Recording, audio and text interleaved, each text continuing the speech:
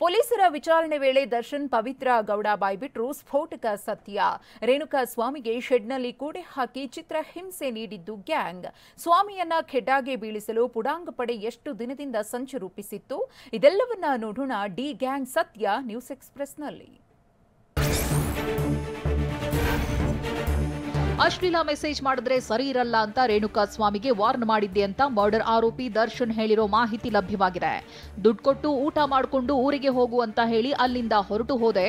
ನಾನು ರೇಣುಕಾ ಸ್ವಾಮಿಯನ್ನ ಕೊಲೆ ಮಾಡಿಲ್ಲ, ನನಗೂ ಇದಕ್ಕೂ ಯಾವ ಸಂಬಂಧವಿಲ್ಲ ಅಂತ ದರ್ಶನ್ ಹೇಳಿರೋ ವಿಚಾರ ಬಯಲಾಗಿದೆ.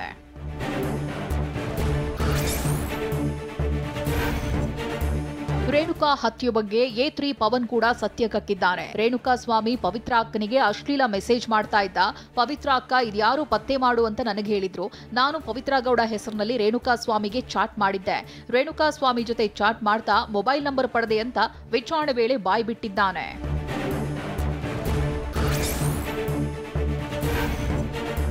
ರೇಣುಕಾ ಸ್ವಾಮಿ ಮೆಸೇಜ್ ಮಾಡ್ತಿದ್ದ ವಿಚಾರವನ್ನ ನಾನು ದರ್ಶನ್ಗೆ ಹೇಳಿದೆ ಅಂತ ಮೂರನೇ ಆರೋಪಿ ಪವನ್ ಹೇಳಿದ್ದಾನೆ.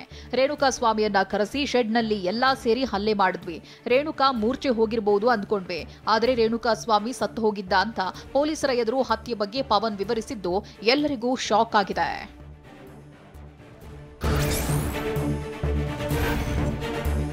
ಚಿತ್ರದುರ್ಗದಲ್ಲಿ ರೇಣುಕಾ ಸ್ವಾಮಿಯನ್ನ ಕಿಡ್ನಾಪ್ ಮಾಡಿ ಕರೆತಂದಿದ್ದ 4ನೇ ಆರೋಪಿ ರಾಘವೇಂದ್ರ ಕೂಡ ಭಯಾನಕ ಸತ್ಯ ಕಕ್ಕಿದ್ದಾನೆ. ಚಿತ್ರದುರ್ಗ ಅಭಿಮಾನಿಗಳ ಸಂಘದ ಅಧ್ಯಕ್ಷನಾಗಿದ್ದೇನೆ. ದರ್ಶನ್ ಸರ್ ನನಗೆ ಒಂದು ನಂಬರ್ ಕೊಟ್ಟಿದ್ರು. ನಂಬರ್ ಸಿಕ್ಕಿದ್ರಿಂದ ರೇಣುಕಾ ಸ್ವಾಮಿಯನ್ನ ಪತ್ತೆ ಮಾಡಿದ್ದೆ. ರೇಣುಕಾ ಸ್ವಾಮಿಯನ್ನ 2 ದಿನ ವಾಚ್ ಮಾಡಿದ್ದೆ. ಫಾರ್ಮಸಿಗೆ ಬರುವಾಗ ಮಾತನಾಡಬೇಕೆಂದು ಕರೆತಂದೆ ಎಂದಿದ್ದಾನೆ.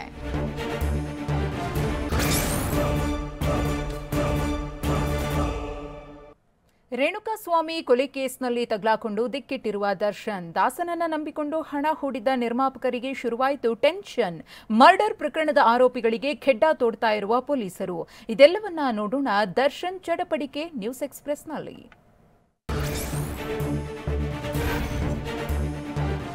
ರೇಣುಕಾ ಸ್ವಾಮಿ ಕೊಲೆ ಕೇಸ್ನಲ್ಲಿ ತಗಲಾಕೊಂಡಿರೋ ದರ್ಶನ್ ವಿಲವಿಲ ಅಂತಿದ್ದು ಪೊಲೀಸರು ವಿಚಾರಣೆ ನಡೆಸ್ತಾ ಇದ್ದಾರೆ. ಅರೆಸ್ಟ್ ಆದ ಮೊದಲ ದಿನ ಇದ್ದ ಗತ್ತು ಈಗ ಇಲ್ಲ. ಪೊಲೀಸರ ತನಿಖೆ ತೀವ್ರಗೊಳ್ಳುತ್ತಿದ್ದಂತೆ ಮರ್ಡರ್ ಆರೋಪಿ ದರ್ಶನ್ ಫುಲ್ ಮೌನಕ್ಕೆ ಶರಣಾಗಿದ್ದು ಏನೂ ಬಾಯ್ ಬಿಡ್ತಿಲ್ಲ. ಸಾಕ್ಷಿಗಳನ್ನ ಮುಂದಿಟ್ಟು ದರ್ಶನ್ಗೆ ಖಾಕಿ ಪಡೆ ಫುಲ್ ಗ್ರಿಲ್ ಮಾಡ್ತಿದೆ. ತನಿಖಾಧಿಕಾರಿಗಳ ನಿರಂತರ ವಿಚಾರಣೆಗೆ ದರ್ಶನ್ ಥಂಡ ಆಗಿದ್ದು ಗೊತ್ತಾಗಿದೆ.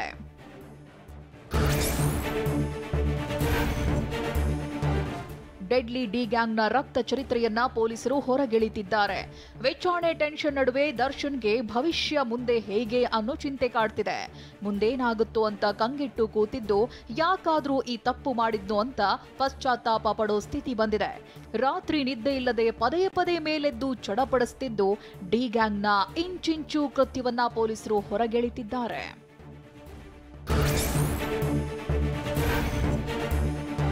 ಸಿಂಧೂರ ಲಕ್ಷ್ಮಣ ತಂಡದಿಂದ 3 ಕೋಟಿ ಅಡ್ವಾನ್ಸ್ ಪಡೆದಿದ್ದ ದರ್ಶನ್ ಕೆವಿಎನ್ ಪ್ರೊಡಕ್ಷನ್ನಿಂದ 3.5 ಕೋಟಿ ಅಡ್ವಾನ್ಸ್ ನೀಡಲಾಗಿದೆ. ಜಗ್ಗುದಾದ ಸಿನಿಮಾದ ರಾಘವೇಂದ್ರಗೂ ದರ್ಶನ್ ಕಾಲ್ ಶೀಟ್ ಕೊಟ್ಟಿದ್ದು, ತೆಲುಗಿನ ಅತ್ತಾರಿಂಟಿಕಿ ದಾರೇದಿ ನಿರ್ಮಾಪಕ ರಮೇಶ್ ಪಿಳ್ಳೈ ಕೂಡ ದರ್ಶನ್ ಒಪ್ಪಂದ ಆಗಿದೆ. ನಿರ್ಮಾಪಕರಿಂದ ಲಕ್ಷ ಅಡ್ವಾನ್ಸ್ ಪಡೆದಿರುವ ದರ್ಶನ್ ಸಂಕಷ್ಟದ ಸುಳಿಗೆ ಸಿಲುಕಿದ್ದು ನಿರ್ಮಾಪಕರು ಕಂಗಾಲಾಗಿದ್ದಾರೆ.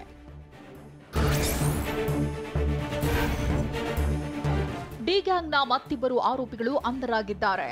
ರೇಣುಕಾ ಸ್ವಾಮಿಯ ಹತ್ಯೆ ಪ್ರಕರಣದಲ್ಲಿ ಮತ್ತಿಬ್ಬರನ್ನ ಪೊಲೀಸರು ಬಂಧಿಸಿದ್ದಾರೆ.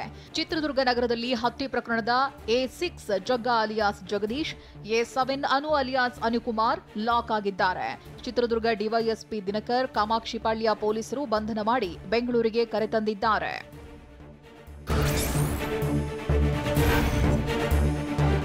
ದರ್ಶನ್ ಅಂಡ್ ಗ್ಯಾಂಗ್ನ ಕರಾಳ ಮುಖ ಒಂದೊಂದೇ ರಿವೀಲ್ ಆಗ್ತಿದೆ. ಬಂಧಿತ ಆರೋಪಿಗಳ ಇತಿಹಾಸ ಕೂಡ ಭಯಾನಕವಾಗಿದೆ. ಕೊಲೆ ಆರೋಪಿ ಜಗದೀಶ್ ಅನುಕುಮಾರ್ ರೇಣುಕಾ ಸ್ವಾಮಿಯನ್ನ ಕಿಡ್ನಾಪ್ ಮಾಡಿದ್ರು. ಜೂನ್ 8ರಂದು ಚಿತ್ರದುರ್ಗದ ಹೊರವಲಯದಿಂದ ಕಿಡ್ನಾಪ್ ಮಾಡಿ ಬೆಂಗಳೂರಿಗೆ ಕರೆತಂದಿದ್ರು. ETS ಕಾರ್ನಲ್ಲಿ ಕರ್ಕೊಂಡು ಬಂದು ಶೆಡ್ನಲ್ಲಿರಿಸಿದ್ರು. ಡಿ ಗ್ಯಾಂಗ್ ಸದಸ್ಯರು ರೇಣುಕಾ ಸ್ವಾಮಿಗೆ ಥಳಿಸಿ ಕೊಂದಿದ್ರು.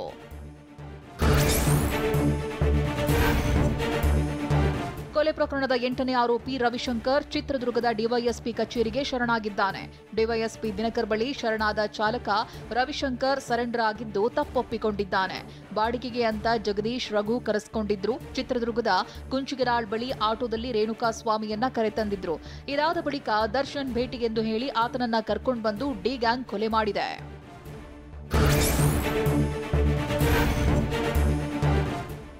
ಕಾರ್ಪೊರೇಟರ್ ಕನಸು ಕಂಡವನು ಕೊಲೆ ಕೇಸ್ನಲ್ಲಿ ಲಾಕ್ ಆಗಿದ್ದಾನೆ. ಡಿ ಗ್ಯಾಂಗ್ನಲ್ಲಿ ಅತ್ಯಾಪ್ತನಾಗಿ ಗುರುತಿಸಿಕೊಂಡಿದ್ದ ಪ್ರದೋಷ್ ಕೆಡ್ಡಾಗೆ ಬಿದ್ದಿದ್ದಾನೆ.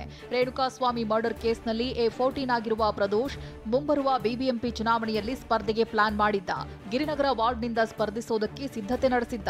ಆದ್ರೀಗ ಕೊಲೆ ಕೇಸ್ನಲ್ಲಿ ಲಾಕ್ ಆಗಿ ಪ್ರದೋಷ್ ವಿಲವಿಲ ಅಂತಿದ್ದಾನೆ.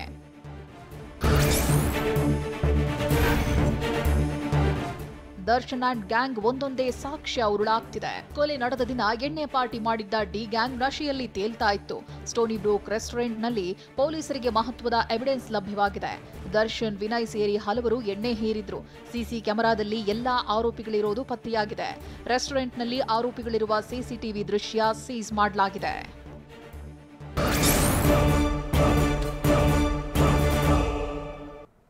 ದರ್ಶನ್ ವಿರುದ್ಧದ ಹಳೆ ಕೊಲೆ ಬೆದರಿಕೆ ಕೇಸ್ ರಿಓಪನ್ ಆಗುತ್ತಾ? ಚನ್ನಪಟ್ಟಣ ಉಪಚುನಾವಣೆಯಲ್ಲಿ ಸ್ಪರ್ಧಿಸಲು ಸಜ್ಜಾಗಿದ್ದ ದಾಸ ದರ್ಶನ್ ಅನ್ನ ಗಲ್ಲಿಗೇರಿಸುವಂತೆ ಮೈಸೂರು, ಹಾಸನ, ಕಲಬುರಗಿಯಲ್ಲಿ ಆಕ್ರೋಶದ ಕಿಚ್ಚು. ಇದೆಲ್ಲವನ್ನ ನೋಡೋಣ. ದಚ್ಚು ವಿರುದ್ಧ ಕಿಚ್ಚು ನ್ಯೂಸ್ ಎಕ್ಸ್‌ಪ್ರೆಸ್‌ನಲ್ಲಿ.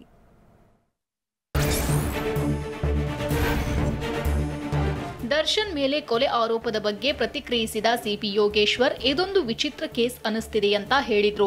ರಾಜಕೀಯಕ್ಕೆ ಬರಬೇಕು ಅಂತ ಆಸೆ ಇತ್ತೇನೋ, ಆದ್ರೆ ಈ ರೀತಿ ಅನಾಹುತ ಆಗೋಗಿದೆ ನೋಡೋಣ ಅಂತ ಹೇಳಿದ್ರು.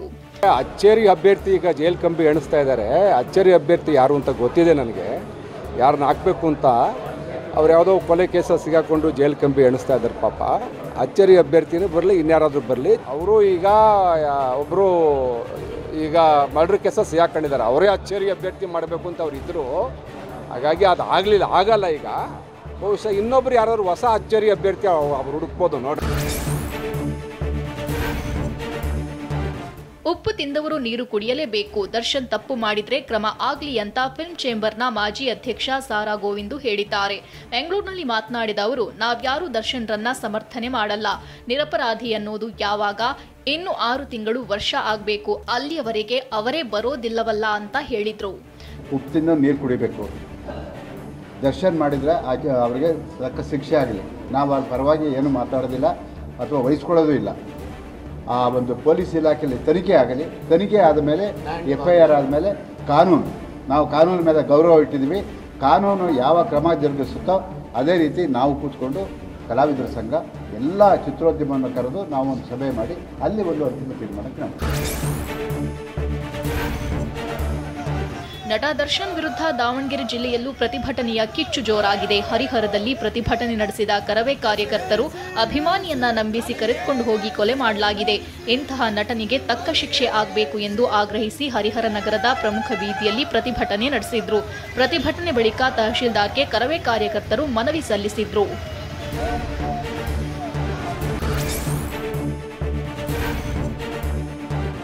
ಸರ್ಕಾರವೇ ಎಲ್ಲಾ ಕೊಲೆಗೆ ಕಾರಣ ಅಂತ ಕೇಂದ್ರ ಸಚಿವೆ ಶೋಭಾ ಕರಂದ್ಲಾಜೆ ಹೇಳಿದ್ದಾರೆ. ಬೆಂಗಳೂರಿನಲ್ಲಿ ಮಾತನಾಡಿದ ಅವರು, ಸರ್ಕಾರ ಕೊಲೆಗಡುಕರಿಗೆ ಬೆಂಬಲ ಕೊಡುವ ಕೆಲಸ ಮಾಡ್ತಿದೆ. ಚುನಾವಣೆಯಲ್ಲಿ ಕಾಂಗ್ರೆಸ್ ಪರ ಕೆಲಸ ಮಾಡಿದ್ದಕ್ಕೆ ರಕ್ಷಣೆ ನೀಡಲಾಗಿದೆ. ಇಡೀ ಠಾಣೆಗೆ ಶಾಮಿಯಾನ ಹಾಕಿ ರಕ್ಷಣೆ ಮಾಡ್ತಿದ್ದಾರಾ ಅಂತ ಪ್ರಶ್ನಿಸಿದ್ದಾರೆ. ನಿಜವಾದ ಆರೋಪಿಗಳಿಗೆ ಕಠಿಣ ಶಿಕ್ಷೆ ಆಗಬೇಕು ಅಂತ ಆಗ್ರಹಿಸಿದ್ರು. ಕಾಂಗ್ರೆಸ್ ಸರ್ಕಾರ ಬಂದ ಮೇಲೆ ಈ ರಾಜ್ಯದಲ್ಲಿ ಯಾರಿಗೂ ರಕ್ಷಣೆ ಇಲ್ಲ ಅನ್ನುವಂಥ ಸ್ಥಿತಿ ನಿರ್ಮಾಣ ಆಗಿದೆ. ನಿರಂತರವಾದಂಥ ಕೊಲೆಗಳು ನಡೀತಾ ಇದ್ದಾವೆ. ಈ ಎಲ್ಲ ಕೊಲೆಗಳಿಗೆ ಕಾರಣ ಈ ಸರ್ಕಾರ ಕೊಲೆಗಾರರ ಪರವಾಗಿ ನಿಂತಿರುವಂಥದ್ದು. ಯಾಕೆ ದರ್ಶನ್ ಇವತ್ತು ಕಾಂಗ್ರೆಸ್ಸಿನ ಸರ್ಕಾರದ ಕೆಲಸ ಮಾಡಿದ್ರು, ಚುನಾವಣೆಯಲ್ಲಿ ಕೆಲಸ ಮಾಡಿದ್ರು ಅನ್ನುವ ಕಾರಣಕ್ಕಾಗಿ ರಕ್ಷಣೆ ಮಾಡ್ತಿದ್ದಾರೋ, ಅವರಿರುವಂಥ ಪೊಲೀಸ್ ಸ್ಟೇಷನು, ಅವರಿರುವಂಥ ಜಾಗಕ್ಕೆ ಈ ರೀತಿಯ ಒಂದು ರಕ್ಷಣೆಯನ್ನು ಒದಗಿಸಿರುವಂಥದ್ದು. ಜನಸಾಮಾನ್ಯರಿಗೆ ಒಂದು ಕಾನೂನು, ದೊಡ್ಡವರಿಗೆ ಒಂದು ಕಾನೂನು. ಪೋಕ್ಸೋ ಕೇಸ್ನಲ್ಲಿ ಮಾಜಿ ಸಿಎಂ ಬಿಎಸ್ವೈಗೆ ಹೈಕೋರ್ಟ್ ರಿಲೀಫ್. ಅರ್ಜಿ ವಿಚಾರಣೆ ನಡೆಸಿರೋ ಕೋರ್ಟ್ ಯಡಿಯೂರಪ್ಪಗೆ ಸೂಚಿಸಿದ್ದೇನು? ರಾಜಾಹುಲಿಗೆ ವಾರೆಂಟ್ ಜಾರಿ ವಿಚಾರದಲ್ಲಿ ಬಿಜೆಪಿ ಕಾಂಗ್ರೆಸ್ ಕಾಳಗ. ಇದೆಲ್ಲವನ್ನ ನೋಡೋಣ ವಾರೆಂಟ್ ವಾರ್ ನ್ಯೂಸ್ ಎಕ್ಸ್‌ಪ್ರೆಸ್‌ನಲ್ಲಿ.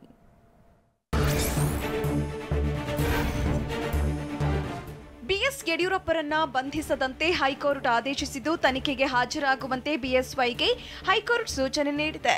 ಬಿಎಸ್ವೈಗೆ ವಯಸ್ಸಾಗಿದ್ದು ಸಹಜವಾಗಿ ಅನಾರೋಗ್ಯ ಸಮಸ್ಯೆಗಳಿರುತ್ತವೆ.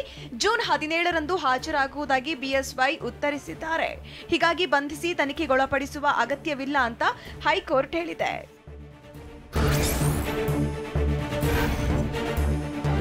ಮಾಜಿ ಸಿಎಂ ಬಿಎಸ್ವೈಗೆ ಜಾಮೀನು ರಹಿತ ವಾರೆಂಟ್ ಜಾರಿ ಮಾಡಿದ್ದಕ್ಕೆ ಬಿಜೆಪಿ ನಾಯಕರು ಕೆರಳಿ ಕೆಂಡವಾಗಿದ್ದಾರೆ. ಬೆಂಗಳೂರಿನಲ್ಲಿ ಮಾತನಾಡಿದ ಬಿಜೆಪಿ ಎಂಎಲ್ಸಿ ಸಿಟಿ ರವಿ, ದೂರಿಗೆ ಸಂಬಂಧಿಸಿದ ಸರ್ಕಾರದ ನಡೆ ಅನುಮಾನ ಹುಟ್ಟುಹಾಕಿದೆ. ಕಾಂಗ್ರೆಸ್ ಸರ್ಕಾರ ಪ್ರಕರಣವನ್ನ ರಾಜಕೀಯ ದೃಷ್ಟಿಯಿಂದ ನೋಡ್ತಿದೆ ಅಂತ ಹೇಳಿದ್ರು. 3 ತಿಂಗಳ ಹಿಂದೆ ಕೇಸ್ಗೆ ಇಲ್ಲದ ಜೀವ ಈಗ ಯಾಕೆ ಬಂತು? ಏಕಾಏಕಿ ಕೇಸ್ಗೆ ಪರಕಾಯ ಪ್ರವೇಶ ಮಾಡಿ ಜೀವ ಕೊಟ್ಟವರು ಯಾರು ಅಂತ ಕಿಡಿಕಾರಿದ್ದಾರೆ.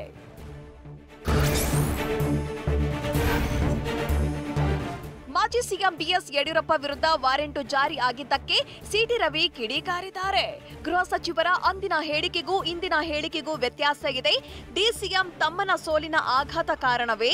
ಗ್ಯಾರಂಟಿ ಕೈಕೊಟ್ಟಿದ್ದು ಕಾರಣದಿಂದಲೇ ಈ ರೀತಿ ಮಾಡ್ತಿದ್ದೀರಾ? ರಾಹುಲ್ ಗಾಂಧಿ ಮತ್ತು ಸುರ್ಜೇವಾಲಾ ಒತ್ತಡ ಕಾರಣವಿರಬೇಕು. ರಾಜಕೀಯ ದುರುದ್ದೇಶದಿಂದ ಮಾಡಿದ್ರೆ ಅದು ತಿರುಗುಬಾಣವಾಗುತ್ತೆ ಅಂತ ಸಿಟಿ ರವಿ ಕಿಡಿಕಾರಿದ್ರು.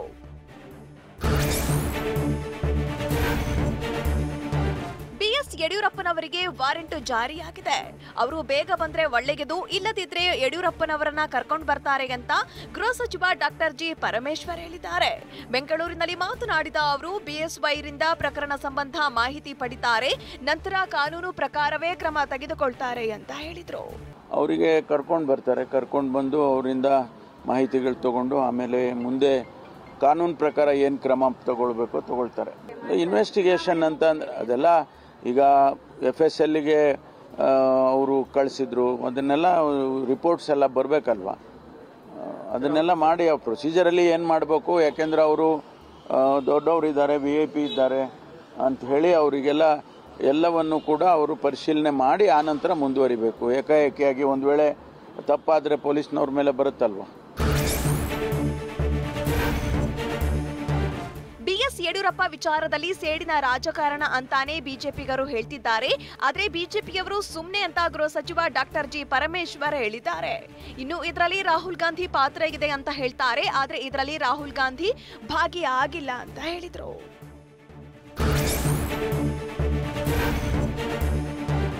ಮಾಜಿ ಸಿಎಂ ಯಡಿಯೂರಪ್ಪ ವಿರುದ್ಧ ಪೋಕ್ಸೋ ಕೇಸ್ ದಾಖಲಾಗಿದ್ದಕ್ಕೆ ಕೇಂದ್ರ ಸಚಿವ ಪ್ರಹ್ಲಾದ್ ಜೋಶಿ ಕಿಡಿಕಾರಿದ್ದಾರೆ. ಚುನಾವಣೆಯಲ್ಲಿ ಸೋಲುಂಡು ಜೀರ್ಣಿಸಿಕೊಳ್ಳಲಾಗದೆ ಆಡಳಿತ ದುರುಪಯೋಗ ಮಾಡಿ ಷಡ್ಯಂತ್ರ ಮಾಡ್ತಿದೆಯಂತ ಎಕ್ಸ್ ಖಾತೆಯಲ್ಲಿ ವಾಗ್ದಾಳಿ ನಡೆಸಿದ್ದಾರೆ.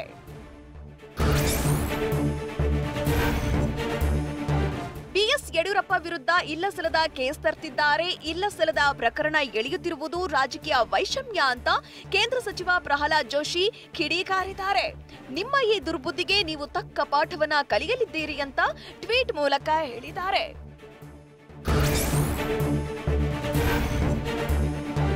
ಬಿಎಸ್ವೈ ಬಂಧಿಸುವ ವಿಚಾರದಲ್ಲಿ ಕಾಂಗ್ರೆಸ್ ರಾಜಕೀಯ ಮಾಡ್ತಿದೆ ಎಂಬ ಆರೋಪಕ್ಕೆ ಡಿಸಿಎಂ ಡಿಕೆ ಶಿವಕುಮಾರ್ ತಿರುಗೇಟು ನೀಡಿದ್ದಾರೆ.